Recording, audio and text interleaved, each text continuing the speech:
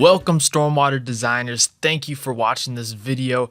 Today we're in part 2 of our series, Learn the Basics of WWHM. I hope you're learning a lot about this new amazing software package. Now we're going to spend a lot of time in the scenario tab today because we need to learn what the elements do, how to connect them, and how to place them in the canvas. So let's go to our scenario tab and let's select pre-developed.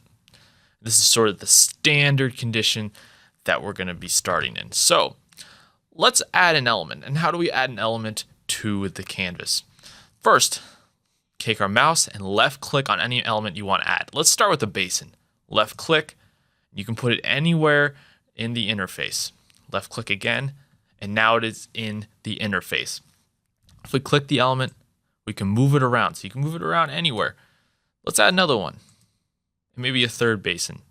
Okay, just by left clicking, and this green button here shows that it's selected, you can move it around anywhere. When a basin or an element is selected again, its screen on the right here is going to pop up. This is all the information about that specific element. It'll show up on the right. If you want to close that, just select the X button. Now, this information will stack. So if you select basin 1, then basin 2, then basin 3, all the information will show up on the right and will stack. So if you close basin 3, you'll see basin 2 and basin 1, with the most recent one showing up on top.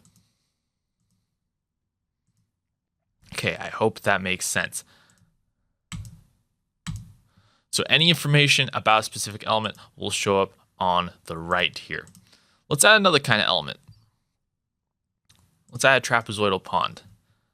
Left click again, and you'll see its information on the right. To delete an element, select it, right click, and select delete.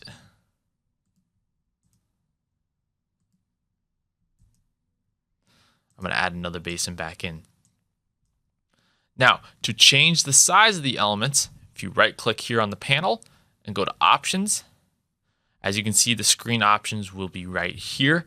Element size, you can increase the pixelated size of the element or even make it smaller. You can change the font scale or even the backdrop brightness.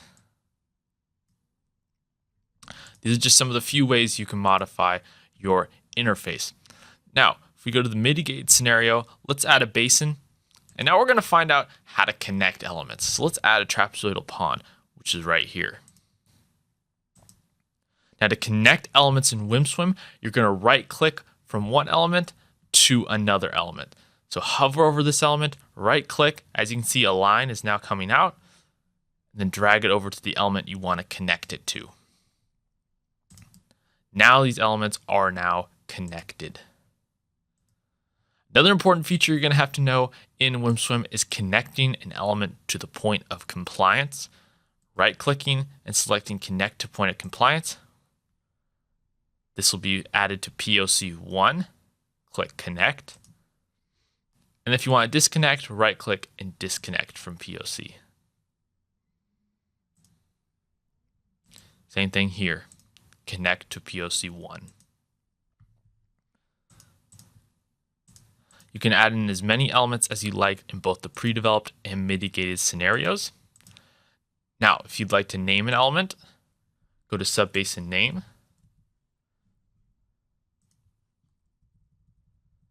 And type in whichever name you prefer. Let's go element 1. That name will now show up on the interface. This is the extents button. So if you're really far zoomed in or out, it'll zoom back to the extents. This allows you to zoom in. This allows you to zoom out. We will get into more advanced features of selecting multiple elements in a later video. So that is the second video in this series, learning the basics of WWHM. That's the basics of controlling and accessing elements. Now, we have a free gift for you. If you click the description box down below and give us your email, we'll send you a free template pack. This template pack has built-in elements into a project to get you started very quickly on building out your stormwater designs. So just give us your email and we will send that template pack right over to you. Thank you so much for watching, and we'll see you guys next time.